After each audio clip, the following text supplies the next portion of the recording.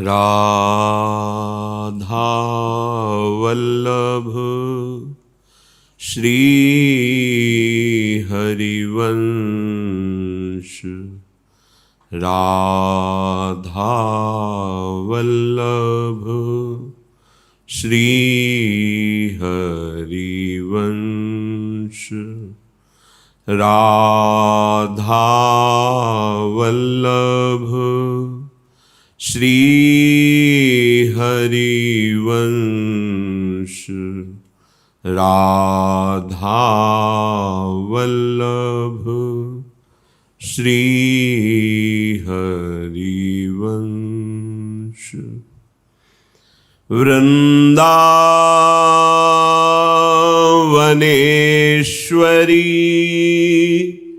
तवैव पदारविन्दम्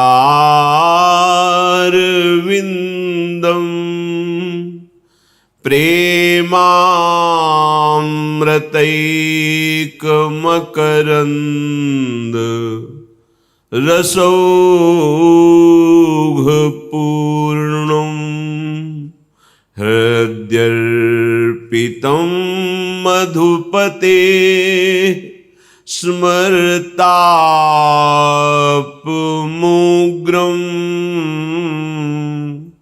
निर्वापयत् परम शीतलमाश्रयामि। निर्वापयत् परम शीतलमाश्रयामि। राधा राधा राधा राधा। राधा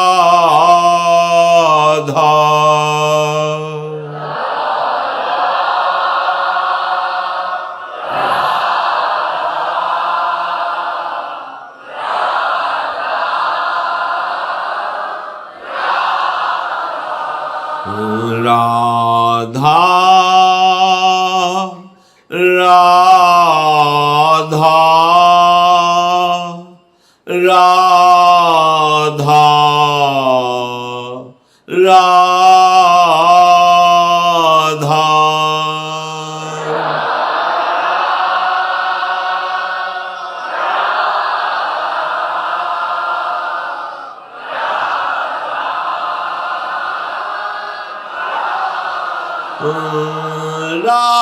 राधा राधा राधा राधा।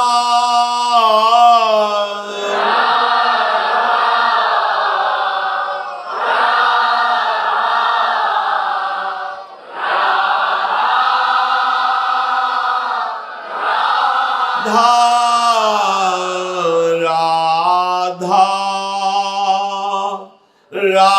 राधा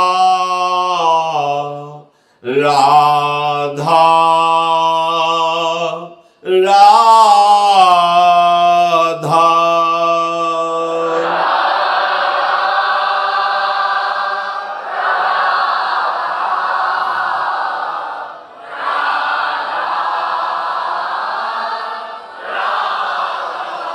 राधा राधा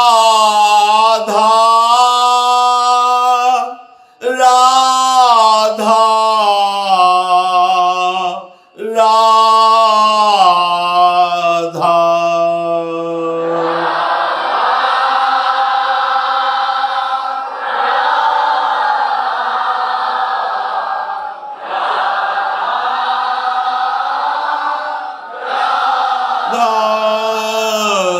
राधा राधा राधा राधा।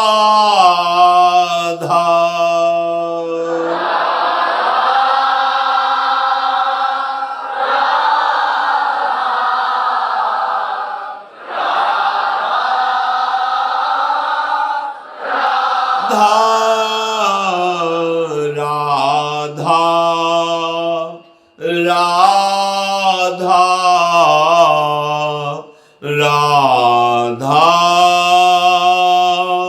राधा।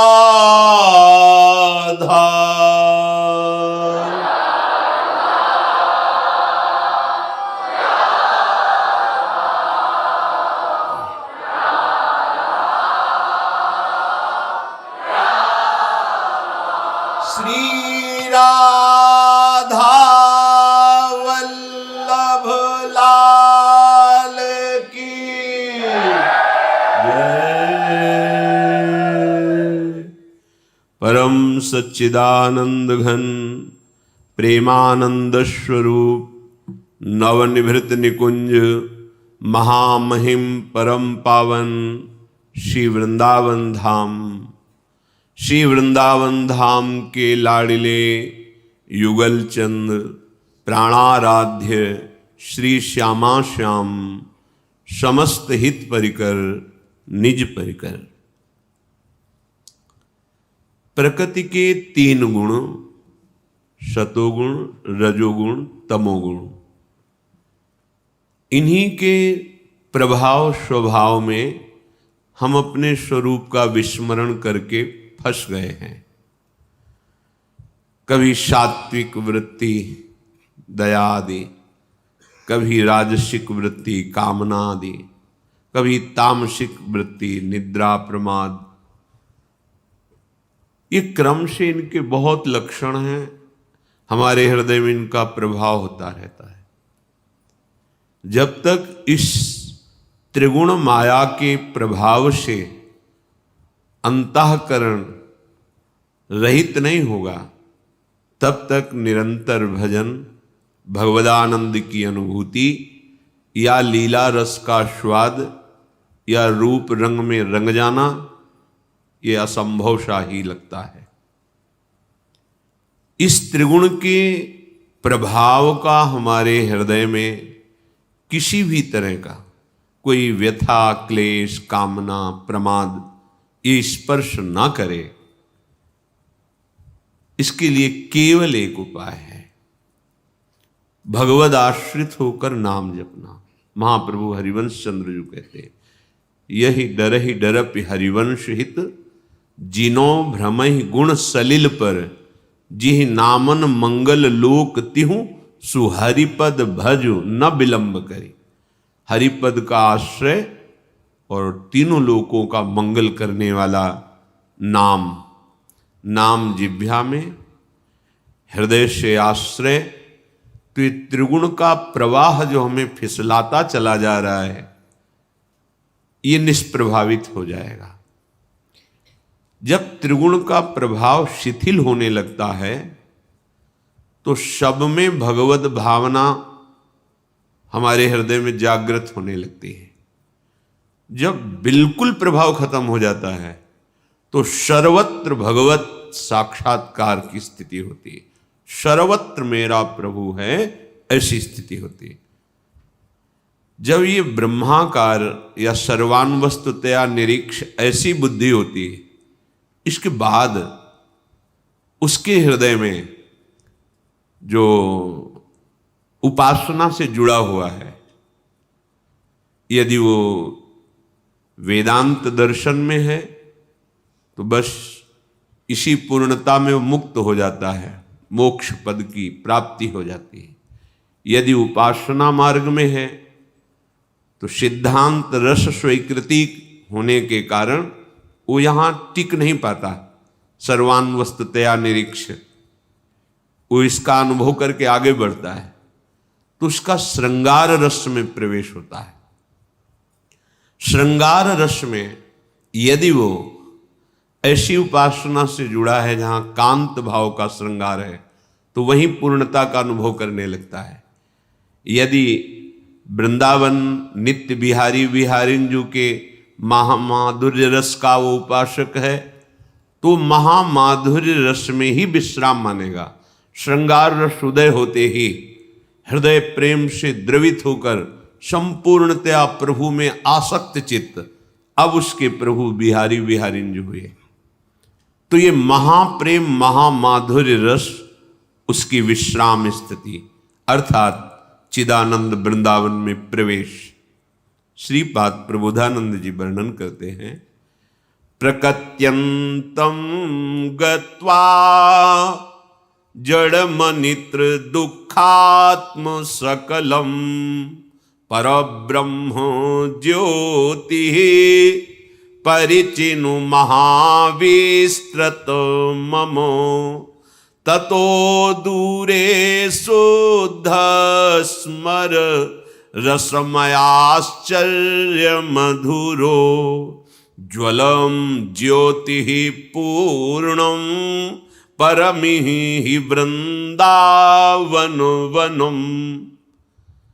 पहले त्रिगुण के रचे हुए तीनों देह, तीनों लोक, इनसे राग रहित होना, ये बड़ा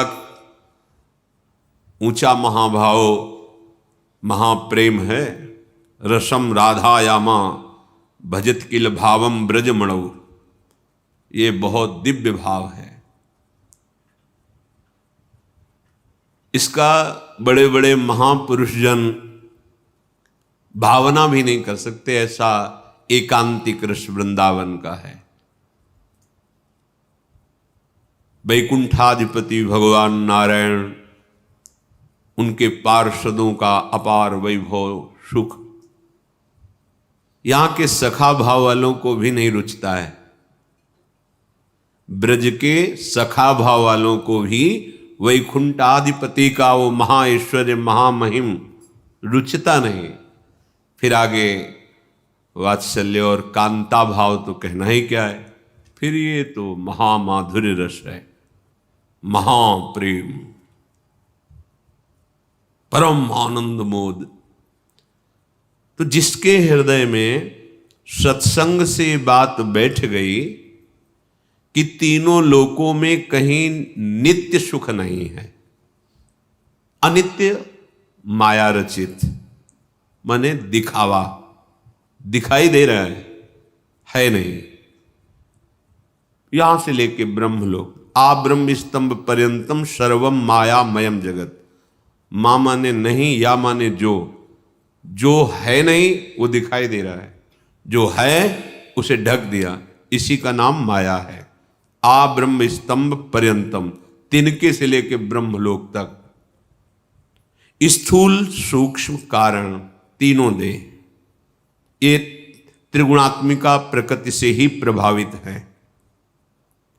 उपासक जब इस कोटि का चिंतन करता है कि तीनों लोकों के भोग सुखों का त्याग विश्ववत, ब्रह्मादिक के भोग सब विषम लागता है, और तीनों देहों से अपनापन खत्म, स्थूल सूक्ष्म अंतःकरण आदि कारण स्वभाव, ये बहुत बड़ी बात हो गई उपासना की। ये इसीलिए गुरु कृपा, रसिकों की कृपा, श्री जी की कृपा मनाई जाती है। तीनों शरीरों से राग रहित होना बहुत कठिन है। यद्यपि कहीं कोई बंधन नहीं, हम ही ने स्वीकार किया है, अस्वीकृति होना बहुत कठिन है। स्वीकृति हो गई, मैं स्त्री हूं, मैं पुरुष हूं, मैं गोरा हूं, मैं काला हूं, आदि आदि। स्वीकृति हो गई मन में तदात्म, बुद्धि का निश्चय, मन का संकल्प विकल्प, चित्त का चिंतन, अहम का कर्ता भोक्ता भाव, स्वीकृति, ये मैं ही हूं, मेरा स्वभाव, ये हमारी गलत स्वीकृति हुई है। स्थूल में, सूक्ष्म में, कारण में हमारी गलत मांगे, इंद्रियां मन करने लगे कि बाह्य भोगों में परमानंद है, ये भ्रम बैठ गया। जो भ्रमित है उनको ये बात ही समझ में नहीं आएगी, ऊपर से निकल जाएगी। अध्यात्म है, ये सत्य सच्चिदानंद प्रभु का मार्ग है, मायाकृत मार्ग थोड़ी कि तुम्हारी प्राकृतिक बुद्धि इसमें निर्णय कर पाएगी। जब तक भजन के द्वारा असाधनों का त्याग करके ये अंतःकरण पवित्र नहीं हुआ, तब तक इस बात की सोच भी नहीं आएगी हृदय में। पर बड़े भाग्यशाली हैं अपने लोग कि अपने को कथन श्रवण करने का सौभाग्य मिल रहा है। श्रीपाद कह रहे हैं प्रकृत्यंतम गत्वा जड़ मनृत दुखात्म शकलम। अनृत माने झूठा, जितना कुछ ये रचना है ये सब मिथ्या है। वेद भी कहते हैं, उपनिषद भी, ब्रह्म सत्यम जगन मिथ्या। भगवान शिव भी कहते हैं उमा कहो मैं अनुभव अपना, सत हरि भजन जगत सब सपना। ये अनृतम झूठा है। कहां लग रहा है अपने को झूठा है? स्वप्न कहीं झूठा लगता है स्वप्न देखने वाले को, जगने वाले को झूठा लगता है। जो जग गया तब उसे मिथ्या लगता है। तो जिसके हृदय में शुद्ध सच्चिदानंद ज्ञान का प्रादुर्भाव हुआ, वो देख रहा है कि ये संपूर्ण जगत सत्य है, इसमें तो ब्रह्म, और ये जो नानात्व तो है ये भ्रम है, ये झूठा है। ये जड़ अनृतम दुखात्म शकलम। इसका जितना तुम चिंतन करोगे तुम्हारी बुद्धि में जड़ता आने लगेगी। प्रभु के नाम का, प्रभु के रूप का, लीलाओं का, गुण का, धाम का चिंतन करोगे, दिव्यता आने लगे। नाम जपत आई सब सोई, देव सुबुद्धि कृपा करि मोहि। जैसे जैसे नाम जप करोगे सब ज्ञान प्रकट होने लगेगा। भगवद आश्रित होकर नाम जप करते हुए असाधनों का, धर्म विरुद्ध आचरणों का त्याग, तो पवित्र बुद्धि से फिर ये बात आपको समझ में आएगी। संपूर्ण जगत कैसा है? दुखात्म सकलम। भगवान कह रहे दुखालयम अशाश्वतम। जो भगवान बोल रहे हैं, महापुरुषों को वही अनुभव हो रहा है। पवित्र बुद्धि है, हमारी अपवित्र बुद्धि है। तो हमें शरीर अच्छा लगता है, शरीर के भोग अच्छे लगते हैं, शरीर संबंधी प्राण प्रिय लगते हैं। ऐसा लगता ही नहीं कि मरना है, जाना है यहाँ से। हम यहाँ जो करने आए हैं वो कर नहीं रहे, जो नहीं करना चाहिए वो कर रहे हैं। तो मृत्यु की बात सोचते ही भयभीत हो जाओगे। देखो अंदर बातें बनाना अलग बात है, अहंकार से कुछ भी बोल दो, लेकिन एकांतिक हृदय में चिंतन करके देखो मरना है, कैसा लगता है? भयभीत हो जाओगे। क्यों? प्रिय शरीर छूटेगा, प्रिय शरीर के संबंधी छूटेंगे, और बहुत मेहनत करके कमाया हुआ धन, प्रिय पदार्थ, प्रिय घर आदि, ये सब छूट जाएगा। पास कुछ रहेगा नहीं, जाना है, कितना भय लगेगा। थोड़ी देर एकांत सोच के देखो, सब छूटेगा। कब छूटेगा कोई पता नहीं, कभी भी शरीर छूट सकता है। अब देखो ये विवेक उत्पन्न हो रहा है। अब देखो आपको कहां सुख दिखाई देगा। जिधर देखोगे उधर आपको भय दिखाई देगा। जैसे वर्तमान में आपको कहा जाए 24 घंटे आपको देते हैं, कौन सा भोग भोगोगे? हर भोग तुम्हें मृत्यु में दिखाई देगा, दुख में दिखाई देगा। विवेकी का विवेक जब जागृत होता है तो उसको तो 24 घंटे का भी भरोसा नहीं रहता। किसी भी सेकंड में शरीर छूट सकता है। फिर किस भोग में शाश्वत सुख, नित्य सुख है? नहीं। तो राग खत्म होने लगता है, वैराग्य आने लगता है, हृदय में वैराग्य जाग। नहीं, जिस सत्य वस्तु की प्राप्ति के लिए गर्भ में हम भगवान से वादा करके आए, एक बार मुझे मां के गर्भ से बाहर कर दो प्रभु, आपका भजन करके हम इस माया पर विजय प्राप्त कर लेंगे। पर भूमि परत भा ढाबर पानी, तिम जी वही माया लटानी। जैसे निर्मल जल गिरा गंदा हो गया, ऐसे ही आते ये माँ, पिता, भाई, बंधु, भोग सामग्री भोगना, पूरा जीवन निकल जाता है। मन कल्पना करता रहता है कि मानो कल्पों हमारा नाश नहीं होगा। और ये पता नहीं कि जाना है हमको, ये पता नहीं कि जितने संबंध सब छूटेंगे। सच्चाई से सोचो, अंदर से अभी कांप जाओगे आप, अभी कांप जाओगे। अरे कहते नहीं, सुन के हमारी रूह कांप गई, कांप जाओगे, सब छूटेगा। और ये जो अधर्माचरण कर रहे हो ये साथ जाएगा, ये तुम्हें भटकाएगा, ये तुम्हें दंड देगा। सच्ची मानिए, यहां तो आपकी फांसी दे दी जाए, गोली मार दी जाए तो शरीर छूट जाता है, मतलब मृत्यु दशा आ जाती है। लेकिन जब हमें पाप कर्म का फल भोगना होता है तो मृत्यु नहीं होती, वहां यातना देह प्राप्त होता है। यातना देह, जैसे पुण्यों का भोग करने के लिए देव देह, ऐसे पापों का भोग करने के लिए यातना देह। पाप पुण्य दोनों मिश्रित मानव देह, दोनों से मुक्त हो जाए भगवत पार्षद चिदानंद स्वरूप। सिद्धांत है, सत्यता है। भय लगेगा अगर नरकों का वर्णन सुना दे, अभी कांप जाओगे। वहां पीव कीड़े दुर्गंध युक्त भारी कुंड है, फेंक दिए गए। कितने वर्षों कल्पों तक कोल्हू में पेरे जा रहे। मरना है नहीं, यहां तो खोपड़ी थोड़ी लगेगी, मर जाएंगे। वहां मरना नहीं, पूरी चेतनता युक्त आग में जलाना, न जाने कितने प्रकार के कर, ये सब हैं। आप इन्हें गप मत मानिए। जैसे गांव के किसी व्यक्ति को समझाए कि ये अपराध करोगे तो कानूनी आपको दंड मिलेगा, सजा हो, और जब जाते हैं, फंसते हैं, पिटते हैं, भोगते हैं, तब उनको लगता हाँ है। दुखात्मकम शकलम। अगर सावधान नहीं रहे तो ऐसे आचरण बनेंगे कि कहीं शांति नहीं मिलेगी। एक उपाय मनुष्य देह में है, प्रभु का आश्रय लेकर भजन करना।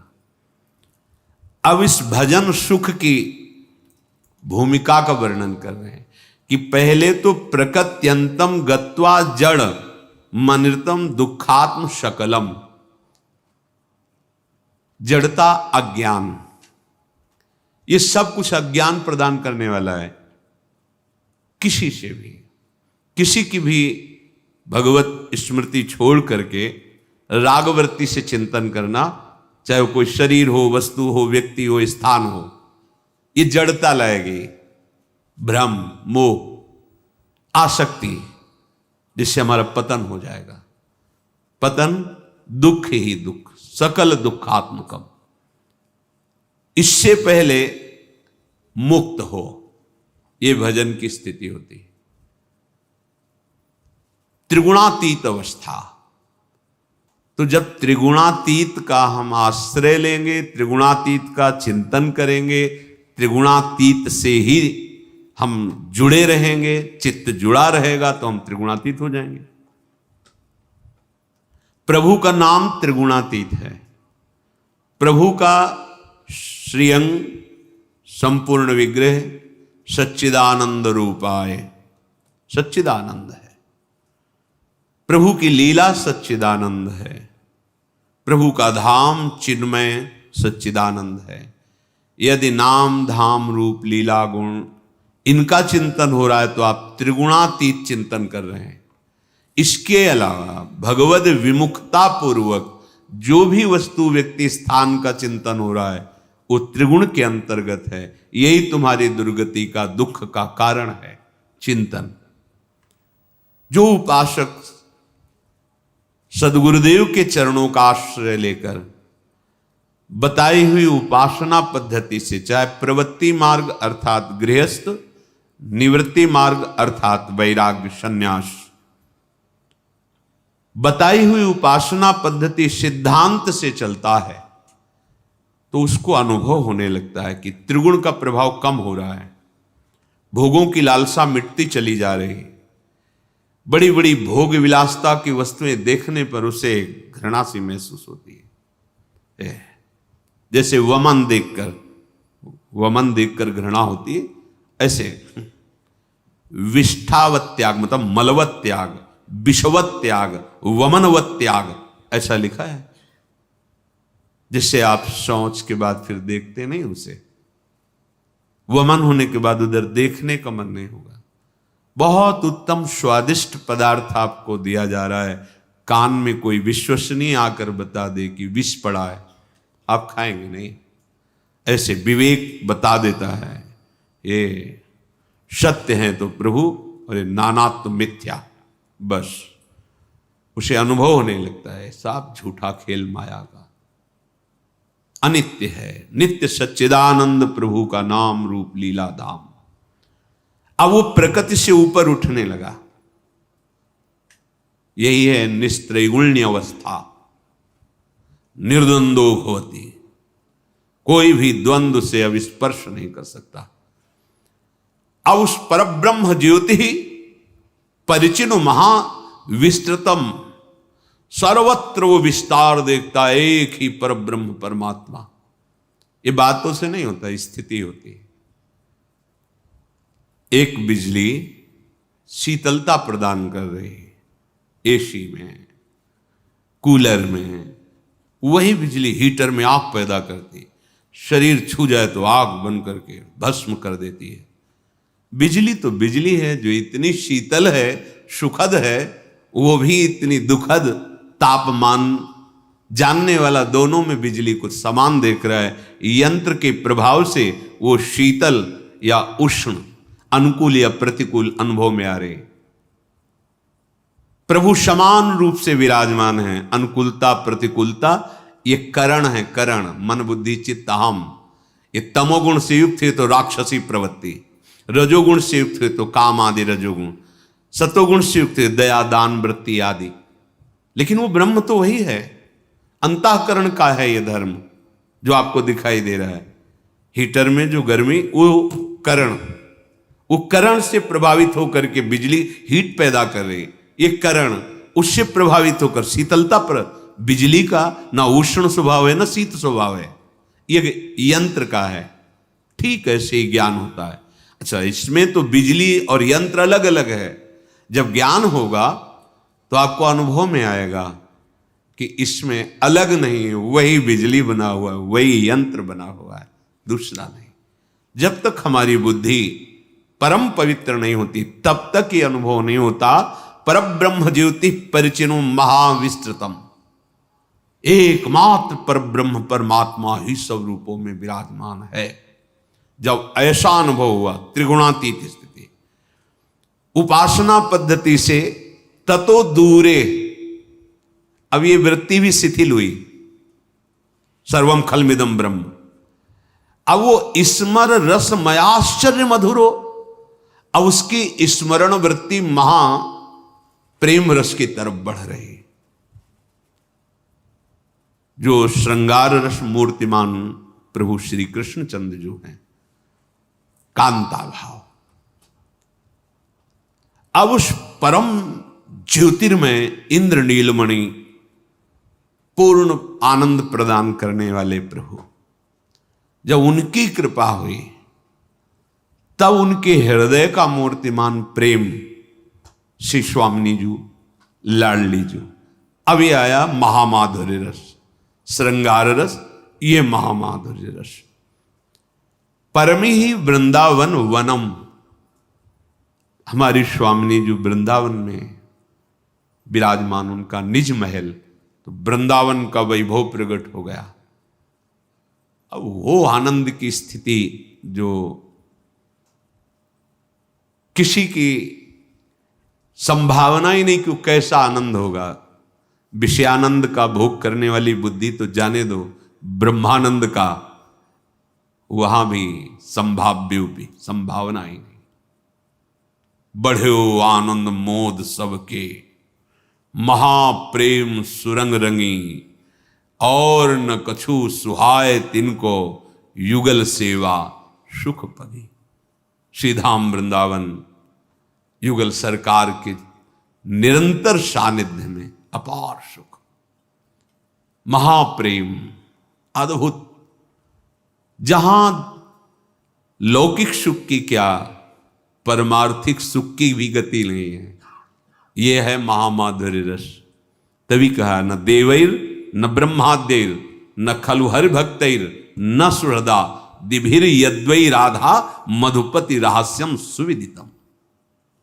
जहां कैशोर अद्भुत माधुरी, अद्भुत माधुरी, एक एक अंग से प्रेम के प्रवाह प्रकट हो रहे, विवस्था होती है प्रभु श्री कृष्ण चंद्र जी को, लाडली जी के रूप का दर्शन करते प्रेम विवस्था होती। वहां जीव की क्या बात कहे।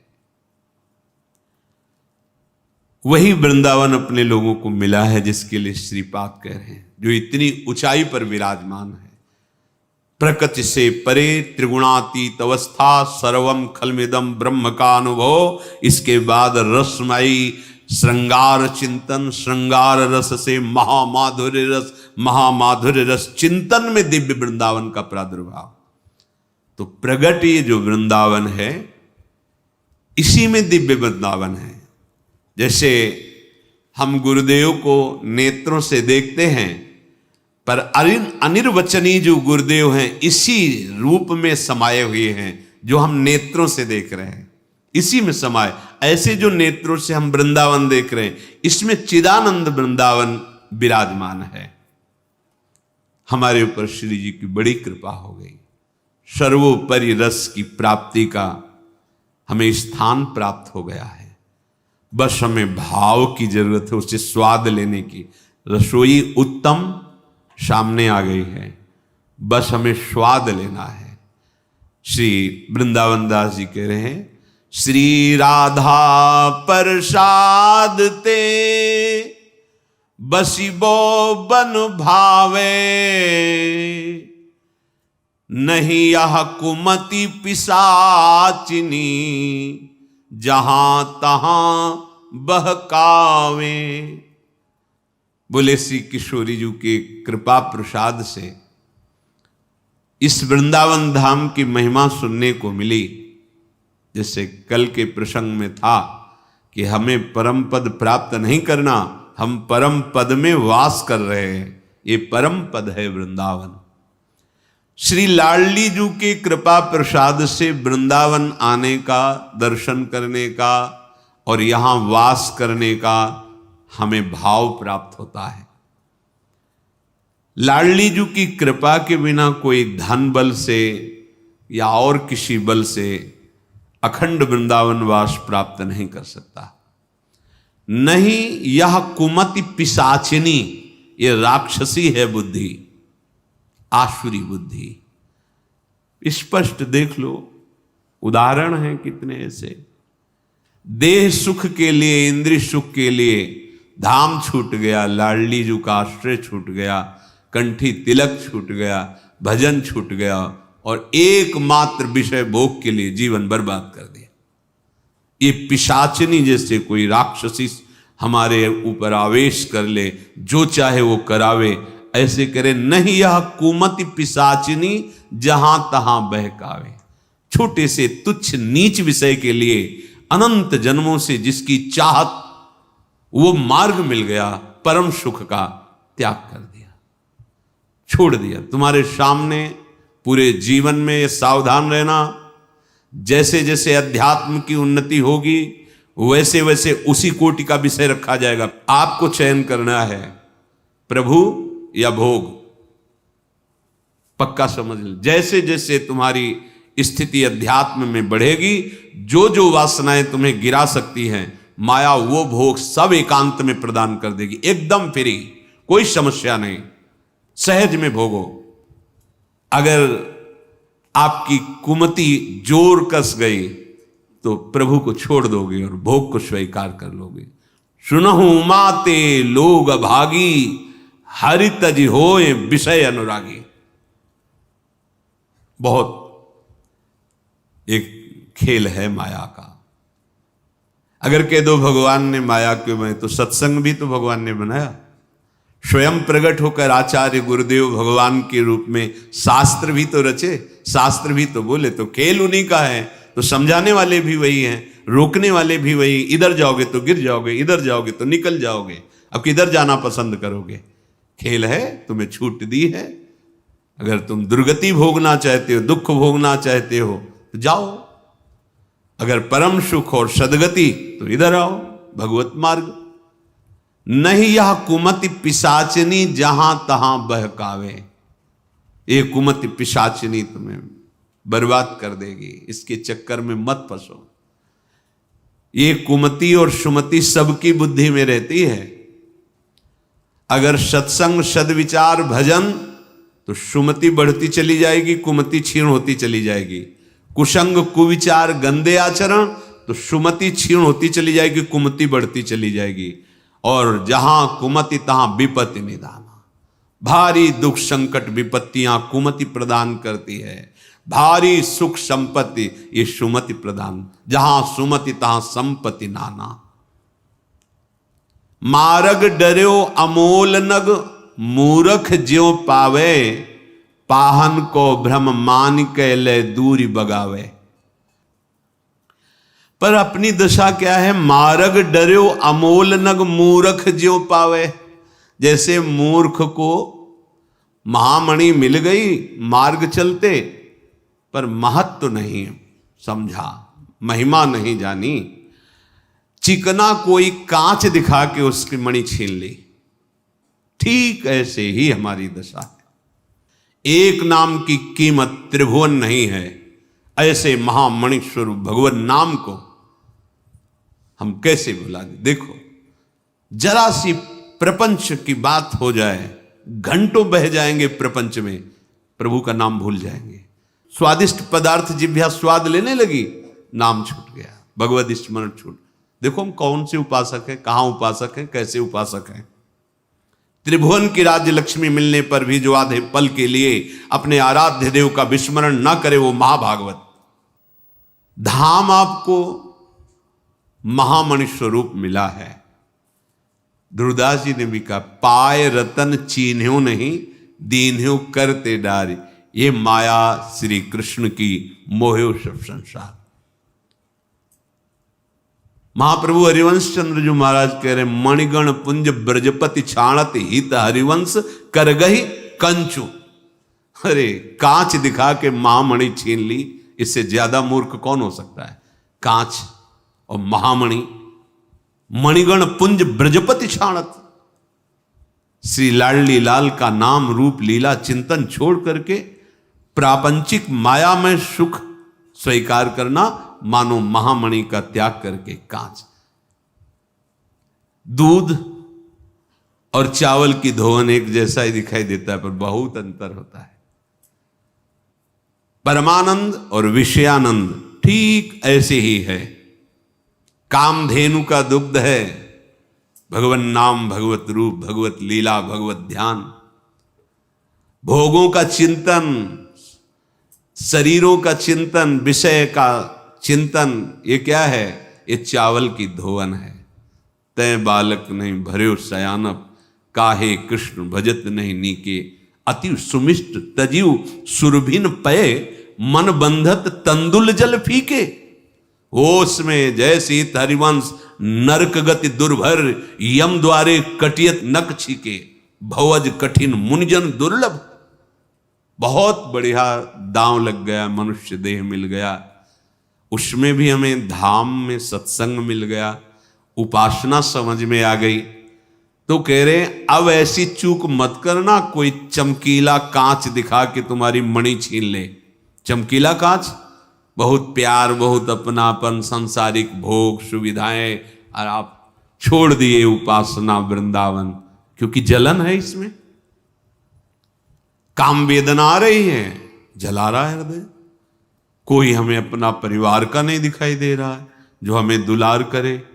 यहां तो मन का भंजन हो रहा है, और वो मन जैसे किसी को एक सीमा में बांध दिया जाए, और जहां माया उसको सामने भोग अनुकूल दिए, अब भाग पड़ता है। न गुरु की, न शास्त्र की, न भगवान की, न धाम की कोई महत्ता नहीं, भाग पड़ा।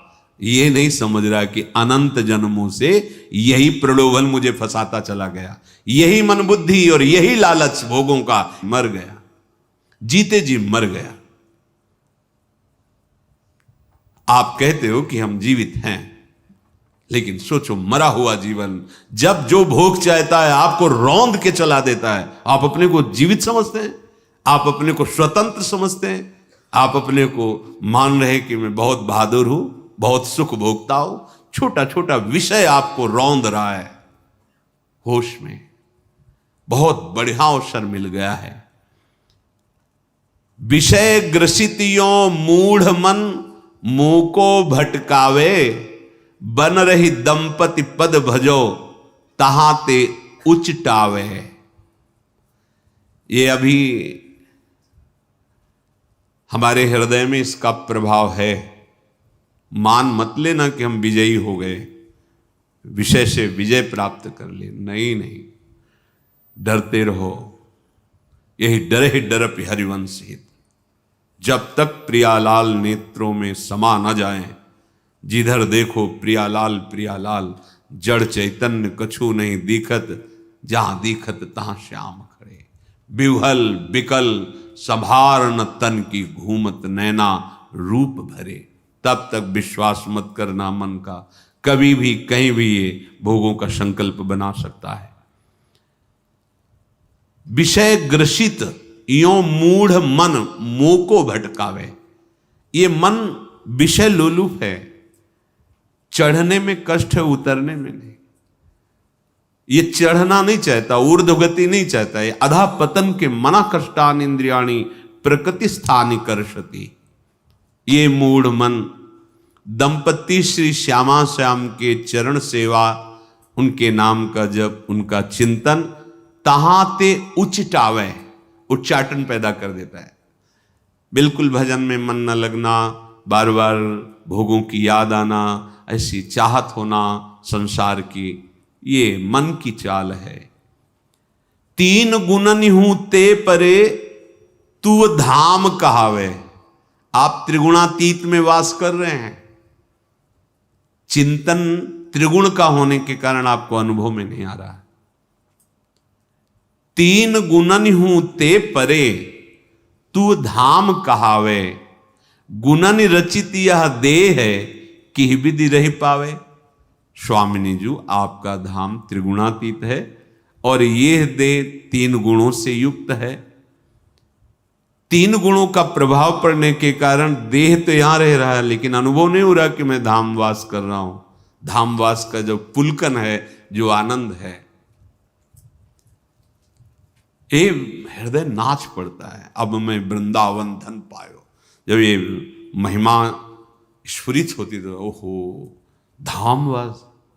कल बार बार यही सोच रहे थे, ऐसी भी सृष्टि में जीव हैं जो सुना नहीं होगा कि वृंदावन, सुना नहीं होगा बांके बिहारी।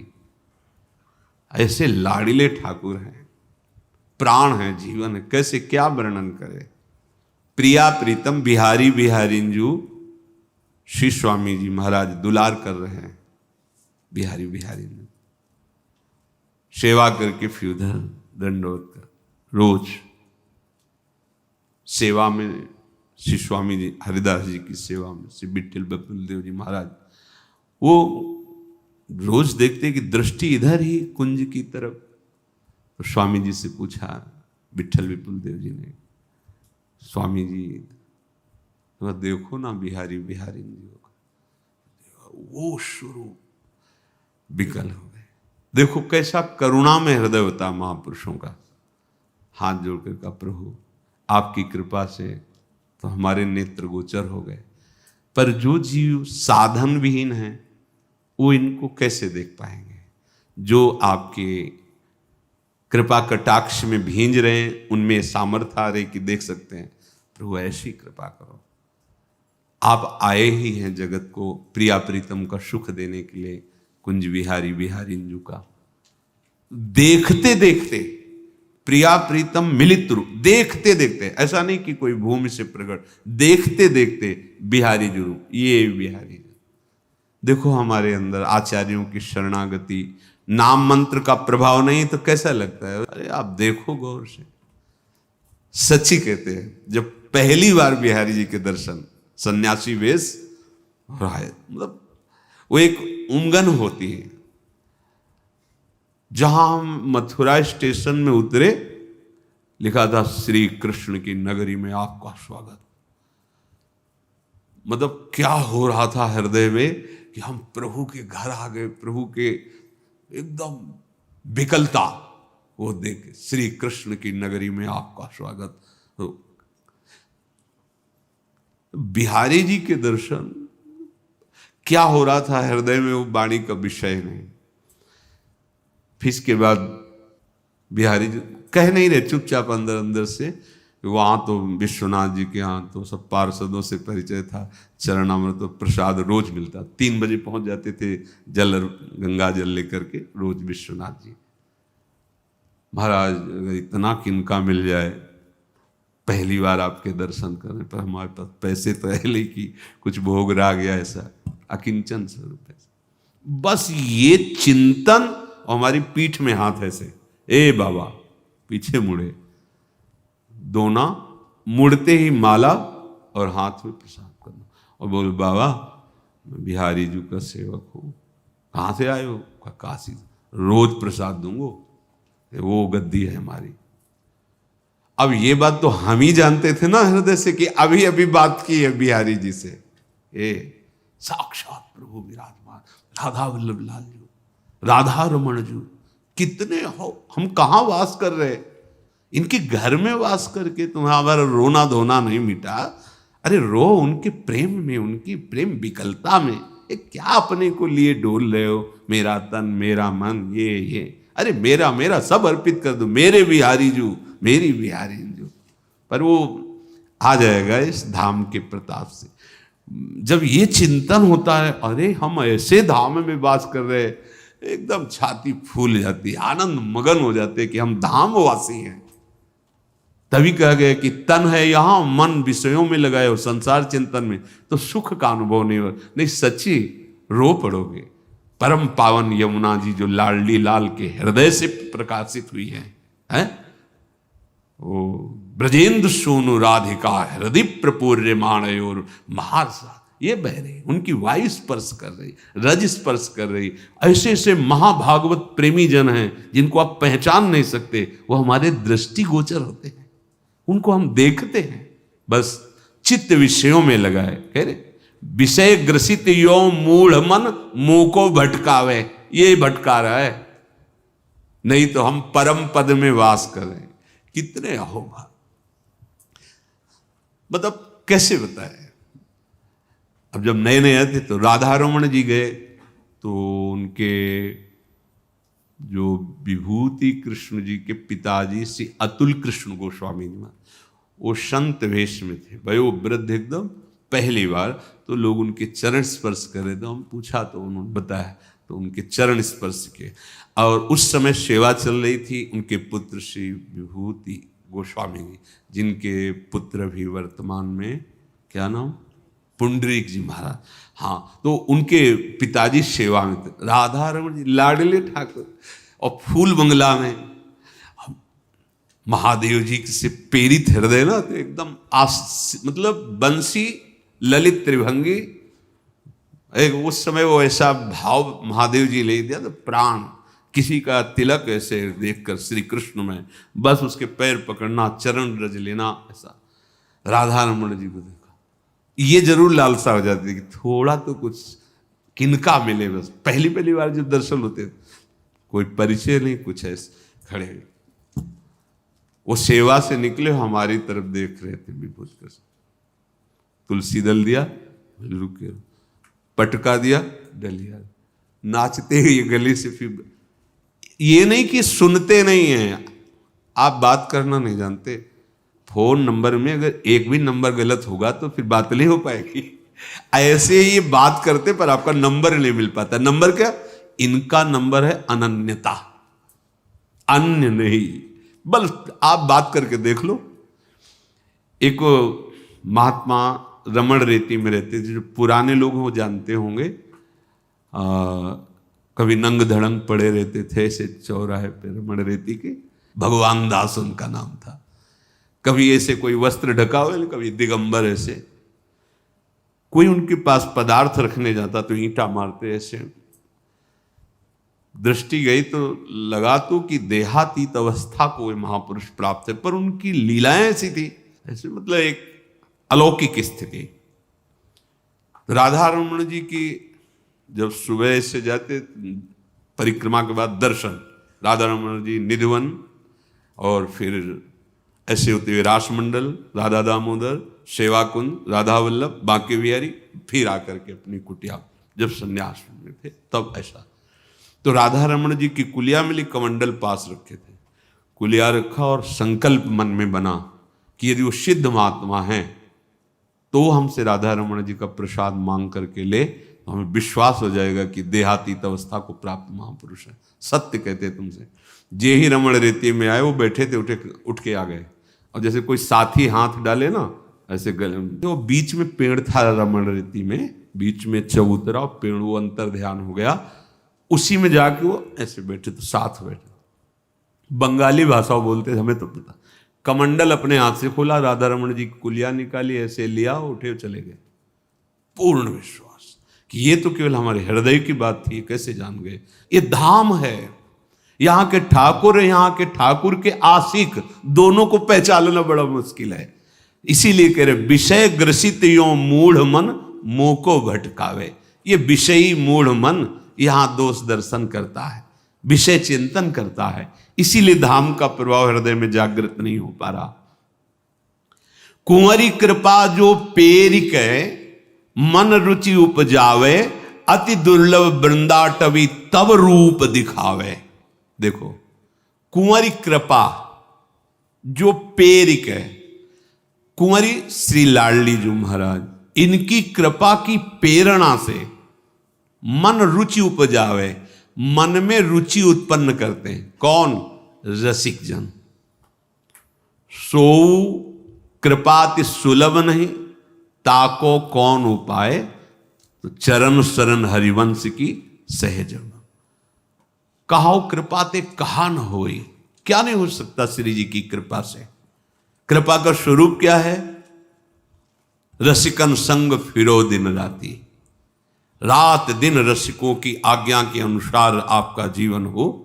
कहो कृपा उपजय के ही भांति, तो बोले रसिकन संग फिरो। कुंवरी कृपा जो प्रेरिक है, आपको प्रेरित करके अपने प्रेमी जनों का संग दिया, प्रेमी जनों की प्रेरणा से आपके मन में धाम की, नाम की रुचि प्रकट हुई। तो बोले अति दुर्लभ वृंदाटवी तब रूप दिखावे। राधा राधा राधा, प्यारी जू के चरणों की ठसक ये रसिकों के संग से आएगी। प्यारी जू की कृपा, रसिकों का संग, रसिकों की कृपा, प्यारी जू का रंग। नीतिक धर्मिन संग तो रंग बढ़त, नित नित सरस। अति दुर्लभ वृंदाटवी तब रूप दिखावे। ये वृंदावन स्वयं कृपा करके आपके नेत्रों में झलकने लगेगा। ये वृंदाटवी बहुत चिदानंदमयी है। केवल जब आप प्यारी जू की अनन्यता और चिंतन में आ जाएंगे तो आपके सामने का दृश्य बदल जाएगा, ऋतु बदल जाएगी। आप भले कमरे में बैठे हैं लेकिन आपका दृश्य बदल जाएगा। सुंदर सुंदर दिव्य लताएं, ऐसी शोभा, झिमझिम कभी बारिश हो रही है, प्रिया प्रीतम झूला झूल रहे हैं, पक्षियों की मंडलियां कुहुक कर, यानी कि आप भाव में देख रहे हो। खुले दृश्य बदल जाता है, खुले में सब अंतर ध्यान, जो चिंतन का विषय वही सामने। अति दुर्लभ वृंदाटवी तब रूप दिखावे, सूरा पूरा रसिक को नित फेंट बंधावे। सूरा और पूरा, पूरा कौन है? प्रियालाल के सिवा जिसका कोई भी चिंतन नहीं है वो पूरा है। और शूरा कोई भी विषय भोग जिसे परास्त न कर पावे, कोई सुख जिसे आकर्षित न कर पावे, वही सूरवीर है। और पूरा कौन है? जिसके हृदय में प्रिया प्रीतम के सिवा कोई नहीं, एकमात्र संबंध। जैसे कल था, तुम माता हो, तुम ही पिता हो, तुम ही हमारे बंधु सुहृद हो, सखा हो, सब हमारे लिए आप ही हो, आपकी सिवा कोई नहीं है। कह रहे शूरा पूरा, जुगल सानिध्य को निरंतर जो अनुभव कर रहा है वही पूरा है। जुगल सुख के सिवा जिसे और कुछ लगता ही नहीं अच्छा, वही सूरा है, वही सूरवीर है। दूसरे को दंड देना सूरवीरता नहीं है। अपना मन जब अपने को विषय आकर्षण में फंसा रहा हो और उसे सह जाना, ना भोगना, उसे वीरता कहते हैं, उसे धैर्य कहते हैं। क्रोध आ रहा है, अंदर ही दबाकर शांत कर दिया, बाहर कोई प्रकट नहीं होने पाई चेष्टा, मोह लोभ मद मत्सर। शूरा पूरा रसिक को नित फेंट बंधावे। जैसे कहते हैं ना कमर कस के कार्य में लगना, तो ये रसिक जन कमर कसवाते हैं आजीवन वृंदावन, पूरे परिवार से बैराग, संसार से बैराग, भोगों का त्याग। इस मार्ग की फेंट कसती ही है सत्संग से, संतों के संग से। रोज उन्नति आपकी होगी। ध्यान से सत्संग सुनो, एक दिन तुम्हारे निश्चय हो जाएगा कि अब कुछ भी हो, अब ये जन्म तो हमने प्रिया प्रीतम वृंदावन को दिया। सुनते सुनते देख लेना, धाम की बड़ी अपार महिमा है। सत्संग का प्रभाव अगर आप ठीक से सुनोगे और मनन करोगे तो रोज अध्यात्म उन्नति होगी। ये बड़ी दुर्लभ बात है। संसार के मार्ग में उत्साहित होकर तो सब चल रहे हैं, लेकिन संसार के भोगों का त्याग करके, सच्ची मानिए, संसार के भोगों का, संबंधों का, जिस रुपए के लिए पूरा जीवन अर्पित किए हो, तृणवत सब त्याग करके और पूरे रज लगा करके प्रियाजू को जीवन अर्पित करके हर कष्ट सहने के लिए धाम वास कर। ये देखो सत्संग की महिमा, ये देखो धाम की महिमा, ये देखो जीवन पर हमारी लाडली जी की कृपा का प्रभाव कि अपने सब लोग जिन भोगों के लिए पूरा जीवन अर्पित किए हैं लोग, उन भोगों को त्याग कर, देखो सब सुविधाओं में जीना चाहते हैं, लेकिन सुविधाएं तो सुंदर वहां है जहां आपने कमाया है, घर परिवार सब। सुविधाओं को, नौकरी पेशा को छोड़कर आजीवन दुख सहकर प्रियाजू की ये कौन कमर कसाया आपको? तो कह रहे सूरा पूरा रसिक को नित फेंट बंधावे, तब ठहरे रस खेत में। ये रस खेत है, ये प्रिया प्रीतम का अद्भुत प्रेम विलास जहां हो रहा है। बड़ी दुर्लभ वस्तु है श्रीधाम। जब किसी रसिक की कृपा होती तब हृदय निष्ठा को प्राप्त होता है। आजीवन वृंदावन धाम वास, निरंतर नाम जप करते हुए। अब जीवन का उद्देश्य केवल श्यामा श्याम की प्राप्ति। कहूं चित्त न चलावे, चित्त भी जाना बंद कर दिया। गौर श्याम के मिलन को ही विरह जो तावे, वृंदावन हित रूप बल स्वामिनी अपनावे। जब हृदय इस बात के लिए विकल होने लगे कि इन नेत्रों से हम कब भर करके पान करेंगे रूप रसाशों का श्री श्यामा श्याम के, कब ऐसा होगा जिनके लिए हमने जीवन अर्पित किया है वो हमसे बात करेंगे, वो हमसे मिलेंगे, ये हमें अनुभव कराएंगे कि आपको हमने स्वीकार कर लिया है। हृदय अंदर ही, ये बाहर कहने की बातें नहीं थी, ये अंदर की बात होती है। तो श्री स्वामिनी जी इतनी करुणामयी हैं कि अंदर की विकलता वो सह नहीं सकती। बहुत करुणामयी स्वामिनी जी उसे अपना लेती हैं, अर्थात अपना अनुभव कराती हैं, अपने रूप का दर्शन कराती हैं।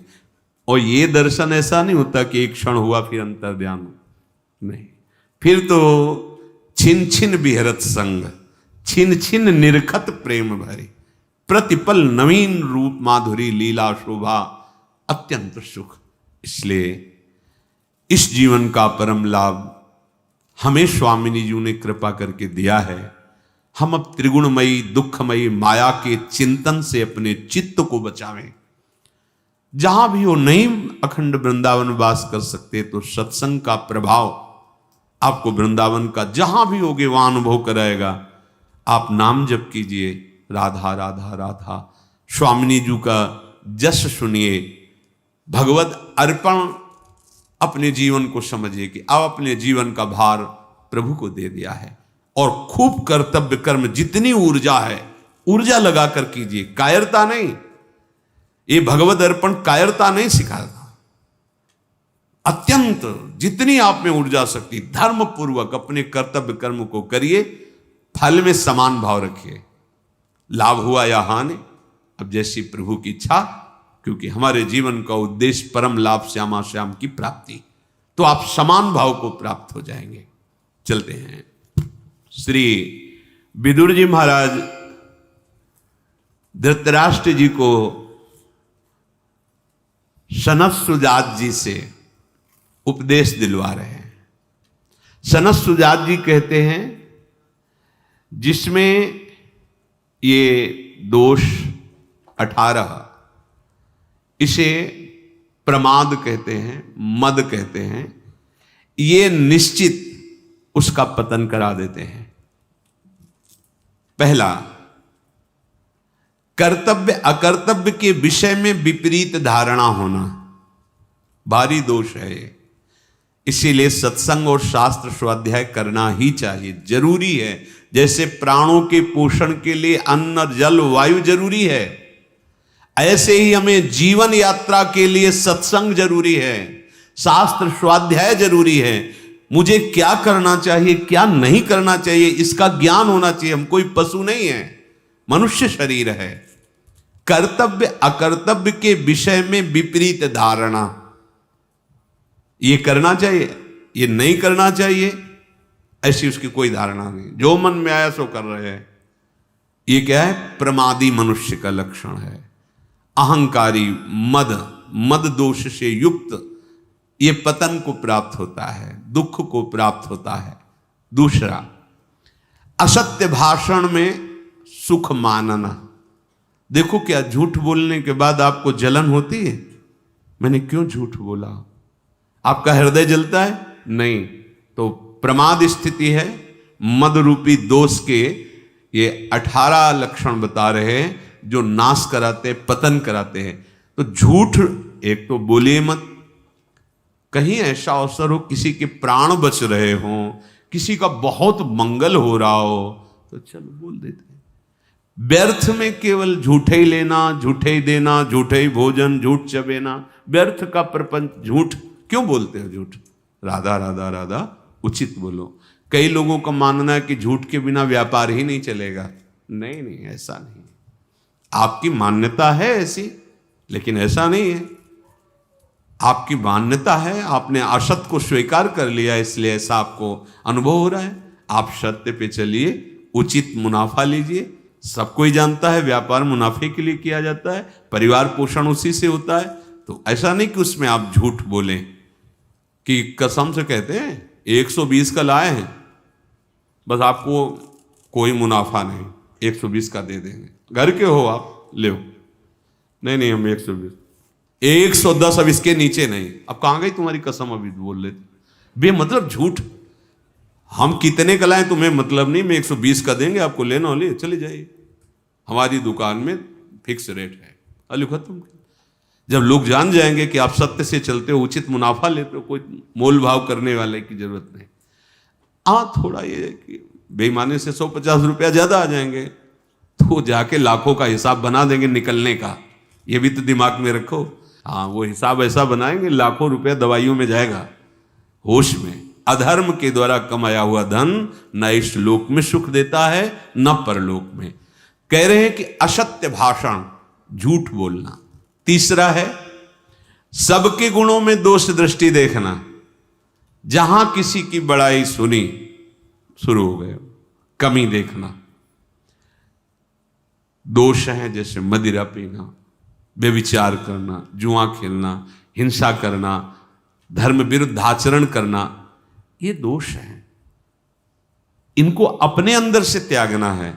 दूसरा कोई हमारा मित्र है तो उसको सलाह दे देते हैं कि आज सत्संग में सुना है, ऐसे ऐसे दोष नहीं करने चाहिए। पर अपनी क्या वृत्ति होती है कि जो वास्तविक प्रशंसनीय है, सद्गुणी, उनमें भी दोष दर्शन करना, कहीं ना कहीं छिद्र देखना और उसको विस्तार पूर्वक वर्णन करना। जो तीसरा ये पतन का मार्ग का दोष है, सबके गुणों में दोष निकालना। चौथा, हर समय स्त्री विषयक कामना से युक्त रहना। जिधर दृष्टि जाए, जहां भी स्त्री शरीर में, बस गलत भाव से देखना। पांचवा है सदा धनोपार्जन में ही वृत्ति लगाए रखना। धनोपार्जन के लिए शारीरिक सेवा, श्रम आवश्यक है, जो आपको मिला है, लेकिन मन रखो जहां कृपा निधाना। चित्त वृत्ति प्रभु के चरणों में लगाओ। अगर चित्त वृत्ति भी धन के चिंतन में लगी, शरीर भी धन की क्रियाओं में, तो फिर भोग बुद्धि रहेगी, योग बुद्धि तो रहेगी नहीं। तो मनुष्य जीवन का लाभ क्या मिला?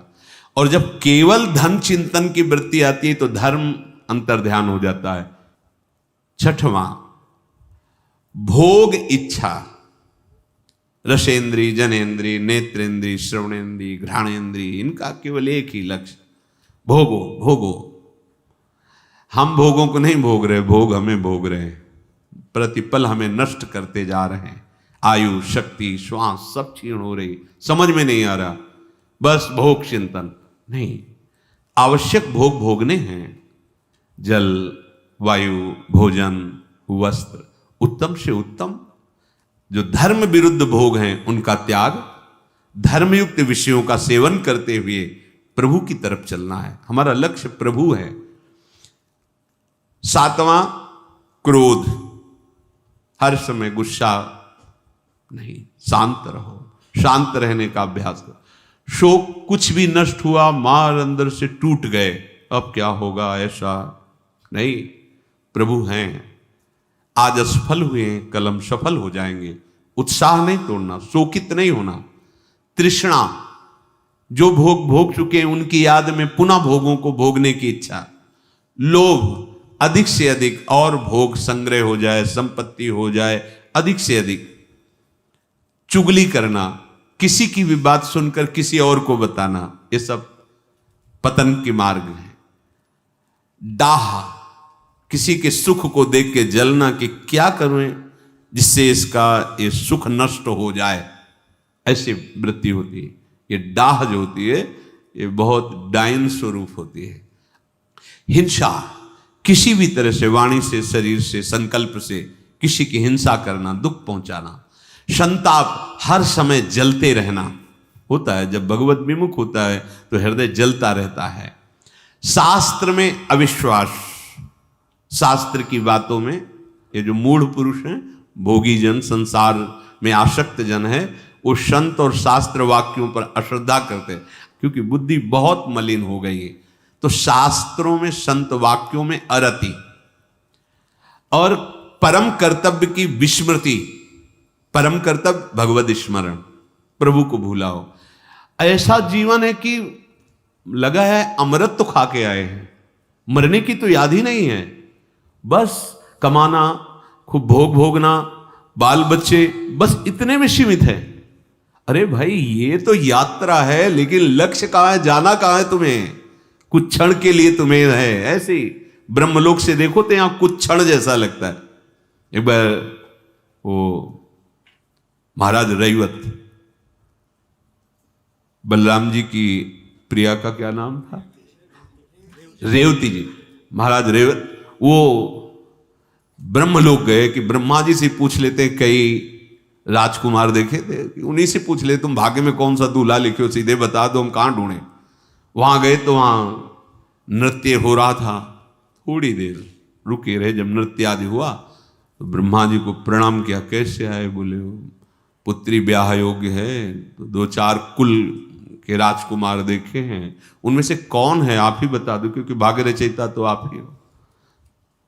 तो उन्होंने नाम बताया कि अमुक अमुक राजकुमारों को। अरे बोले, पता है उनकी कुल परंपरा नष्ट हो गई। बोले क्यों? बोले जितनी देर तुम नृत्य देखे वहां न जाने कितने युग बीत गए यहाँ के, समझो। वहां थोड़ी देर सभा में नृत्य हुआ तो यहां युग के युग बीत गए। तुम्हारा कितना समय, 80 वर्ष, 100 वर्ष।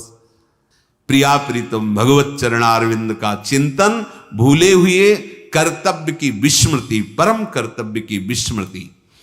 अधिक बोलने वाला मिथ्या बोलेगा, प्रपंची होगा। नहीं, साधक अधिक बोलने वाला बकवादी नहीं होता। गंभीर मुद्रा, मौन सीखते, कभी बोला तो मीठे और धीमे स्वरों में कुछ शब्द। ये जो उद्दंडता पूर्वक वाणी को व्यर्थ करते रहते हैं वो साधक नहीं होते हैं। हास परिहास और ऐसे उद्दंड नहीं, गंभीर। वो हर इंद्रिय की ऊर्जा शक्ति को संचित करते हैं और उसी के बल से विषयों पर विजय प्राप्त करके निरंतर भगवदाकार वृत्ति करते हैं। आप देखो, नेत्रेंद्री को बंद कर दिया गांधारी जी ने। जब सुना हमारे पति धृतराष्ट्र बाह्य नेत्र रहित है, बंद कर दिया, पट्टी बांध ली। देखो कितनी ऊर्जा शक्ति एकत्रित कर ली। जब महान महाभारत का युद्ध हो, देखा कि भगवान श्री कृष्ण उधर हैं तो मुश्किल हो जाएगा दुर्योधन को बचना। उनका बेटा तू निर्वस्त्र होके आजा, आज मैं पट्टी खोलूंगी अपनी आंखों की और तुझे देखूंगी, मेरी जहां दृष्टि पड़ेगी वज्र का शरीर हो जाएगा तेरा, क्योंकि मैंने नेत्र शक्ति को रोका है। ये जो आप खर्चा कर रहे हो ना, ये साधु नासाग्र दृष्टि, नाम चिंतन भजन, उसकी हर इंद्रिय में पावर जो है वो समिट रहा है और उसी से ऊर्ध्व गति को प्राप्त। जितना आप इंद्रियों को खर्चा करेंगे विषय सेवन में, उतने ही अध्यात्म से गिरते चले जाएंगे। देखो नेत्र खोला, वो तो भगवान ने लीला करके, बच्चे हो क्या, मां के सामने ऐसे खड़े हो जाओगे, इतना तो ढक लो, पत्ते से ही ढक लो। भगवान अपने भक्त का प्रण पूरा करने के लिए कुछ भी कर सकते हैं। भीम ने प्रण किया था, जिसमें तुम ताल दे रहे हो कि बैठा लो द्रौपदी को निर्वस्त्र करके, इसी को महासंग्राम में तोड़ूंगा। तो अगर गांधारी की दृष्टि पड़ जाती तो भीम नहीं तोड़ पाते। वज्र का शरीर हो गया, चाहे जितना प्रहार करो कुछ बिगड़ने वाला नहीं। बस यहां तो उन्होंने कहा बेटा चूक कर दी, यहीं से मारे जाओगे। देखो दृष्टि को रोका तो कितनी सामर्थ्य उनकी आ गई। पहले जैसे ऋषिजन थे, बोल दिए सहज में कि ऐसा ही होगा, वैसा ही होगा, क्योंकि वो कभी झूठ नहीं बोलते, कभी वाणी को व्यर्थ नहीं बोलते, क्योंकि उनकी जितनी वाणी की सामर्थ्य है वो सब संचय करते थे, सत्यवादी थे, निरंतर मंत्राकार वृत्ति रहती थी, तो उनकी वाणी सत्य होती थी, उनका निर्णय सत्य होता था, उनका दर्शन सत्य होता था, उनकी चेष्टाएं सत्य होती थी। यहां कह रहे कि जो अधिक बकवादी है, बहुत सावधान। उपासक चाहे स्त्री शरीर हो चाहे पुरुष शरीर, सबसे ज्यादा वाणी से अपराध होता है, इसको मौन रखिए। आवश्यक है तो उत्तर दीजिए, नहीं तो मौन शांत। फिर आप देखिए आपके मंत्र में बार बार वृत्ति। ये तो जो भजन करते हैं, देखो आप भजन जब में आपकी जब रुचि होगी तो बोलने की इच्छा नहीं होगी, अगर आप बोलना भी चाहोगे तो एक जलन होगी, ये क्रम रुक जाएगा जो चल रहा है।